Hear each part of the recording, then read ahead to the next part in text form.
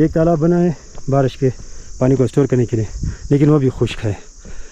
یہاں لوگ رات گزارتے ہیں، 2-3 دن تک رہتے ہیں، لیکن یہاں پہ پانی کا بالکل بندوبست نہیں ہوتا۔ آپ نے یہاں رات نہیں گزارنی، اگر رات گزارنی بھی ہے تو پھر یہ آپ بھی منحصر ہے کہ آپ کتنا پانی استعمال کرتے ہیں۔ یہ وہ تخت سلیمان ہے، یہ نیچے جو تختی لگی ہوئی ہے جو چبوترا ہے، یہ تخت سلیمان ہے۔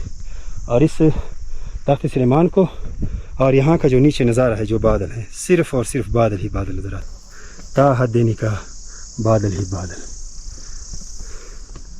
اور یہ تخت سلیمان کا اترنے کا راستہ ہے، دیکھیے یہ راستہ، یہ اترنے کا راستہ ہے۔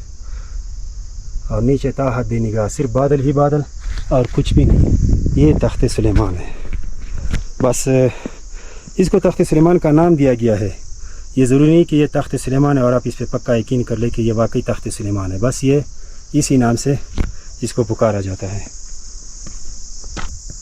یہ تخت سلیمان کا وہ احاطہ ہے، اور یہاں پہ کسی نے جھنڈا لگایا ہوا ہے، امن۔ یہ وہ نظارہ ہے بادلوں کا۔